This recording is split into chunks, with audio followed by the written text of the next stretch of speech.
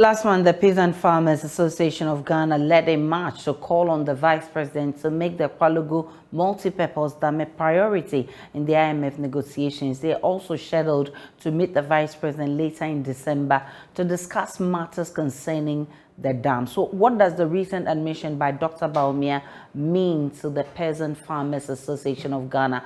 We will be joined later in this bulletin by the Executive Director of the Peasant Farmers Association for more on this. Let's talk about the 2023 budget now. The debate of that budget statement delivered to Parliament last Thursday kicked off in a fierce manner with MPs from both sides of the House making forceful presentations.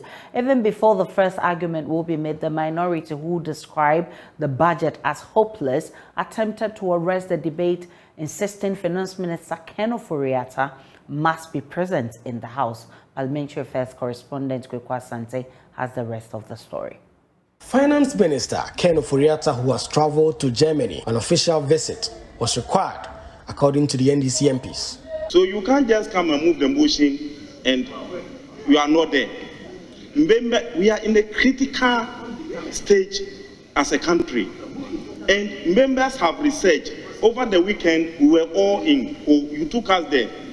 You gave us technical insight and guidance. Members are prepared to make their input. And Mr. Speaker, it is only appropriate that the Finance Minister must be here. Mr. Speaker, if he's not ready to do the job, he must let the House know. The matter raised by the Deputy Whip on the minority side is very grave, Mr. Speaker. This attitude is becoming too much. Mr. Speaker, the practice where ministers of finance present budget and fail to collect input should not be entertained.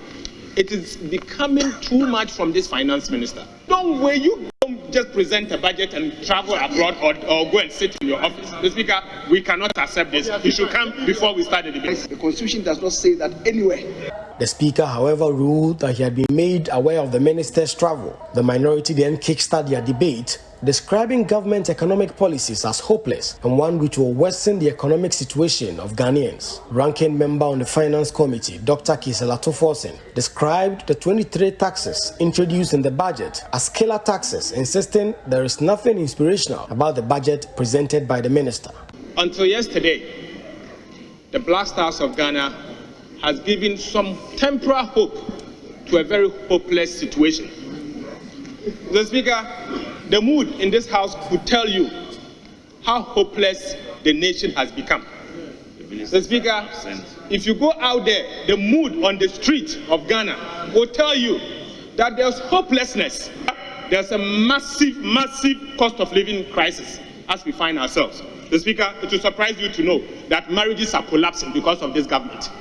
Marriages are collapsing because cost of living is becoming so high. Mr. Speaker, that is where we found ourselves. Mr. Speaker, businesses are collapsing. Our debt is currently unsustainable. Mr. Speaker, this budget introduced 23 tax measures. 23 tax measures, Mr. Speaker. But Deputy Finance Minister Abino Siasari fought back. The 2023 budget has been formed or prepared in some certain context.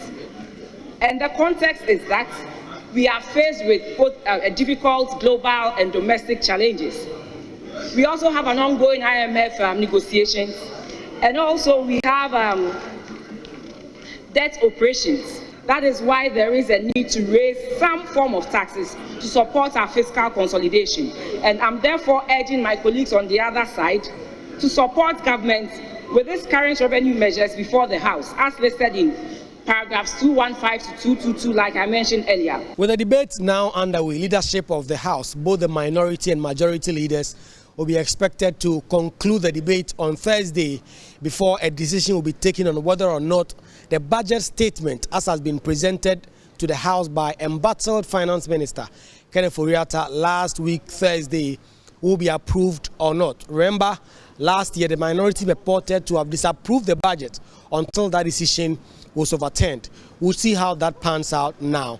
But this debate has been a little bit unceremonious, and you've heard the minority there saying that the majority MPs have boycotted the debate because a number of them were not in the chamber when the debate started. Reporting for JoyNews, Kweku Asante, Parliament House, Accra.